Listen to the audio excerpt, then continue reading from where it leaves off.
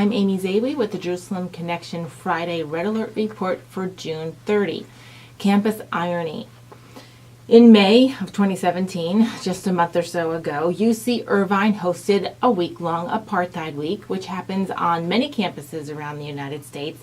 And it is a week-long event where pro-Palestinian and anti-Israel groups are allowed to set up booths and have parades and signage, all demonizing the state of Israel. They had various facts, so-called facts, on posters, and people were shouting stories of events that happened, and they were confronted this year by pro-Israeli students, including Jews and non-Jews, as well as students who have lived and served in Israel and in the IDF.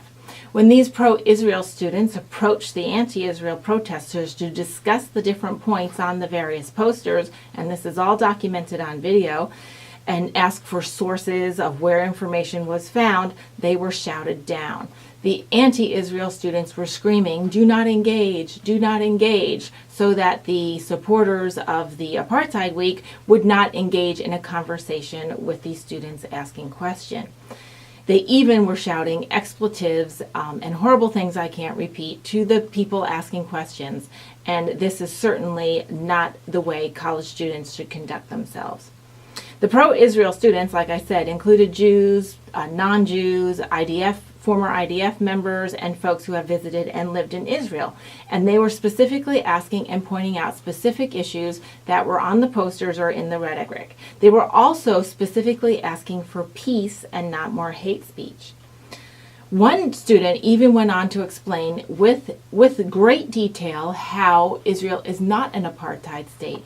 He explained the diversity and makeup of the student bodies in various towns as well as in various colleges within Israel's borders, and then said if this is the makeup of the community, how is this apartheid?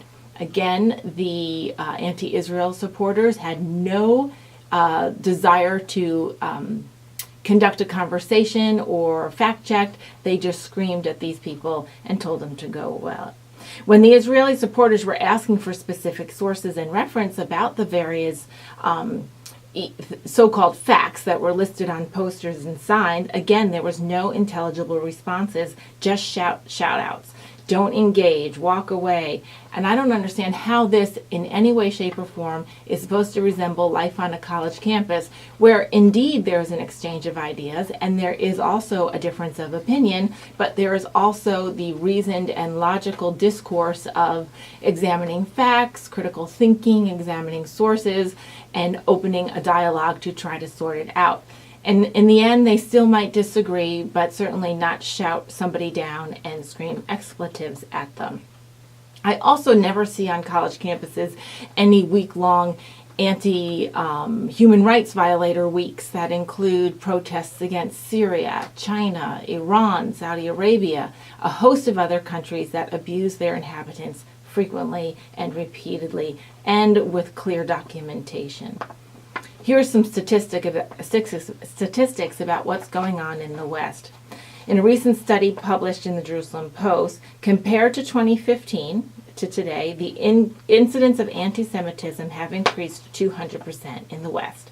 England had a huge spike, whereas France saw a bit of a decrease because the government is actually making efforts to combat racism and anti-Semitism. There's a 45% increase on United States college campuses, with students reporting and faculty reporting having received harassment, swastika graffiti, and verbal and physical abuse because they are either Jewish or supporters of Israel. On a technological front, though, and this is quite interesting, former members of the Israeli Defense Force, as well as the intelligence units in Israel, have developed a new system for identifying anti-Semitic material on the internet in real time using interactive maps. By doing so, the hope is that authorities can identify where there is a hotspot of anti-Semitism and perhaps on the ground level engage in the war of ideas to help people learn and calm down the rhetoric, and of course be on alert for any potential hostility that could come out of that hotspot. On a more positive front, Switzerland's parliament, in a vote of 111 to 78 with 4 abstentions, is the first European Parliament to fully pass a bill banning BDS activities within its nation or with any of its funds. What they have done is linked BDS to both hatred and anti-Semitism and discrimination, and coupled it with other acts that are now illegal and have no place for any public funds to be used.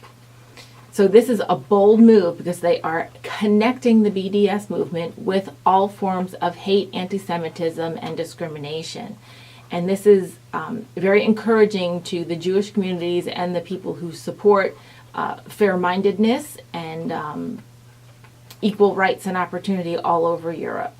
We should not miss out that this bundling of BDS with other movements of hatred is so important for the European community to recognize, and it's also a slap in the face to the political correctness movement that is so widespread in Europe as well as in America. So I'm going to end on that good news. Shavua Tov. Have a great week, and Shabbat Shalom.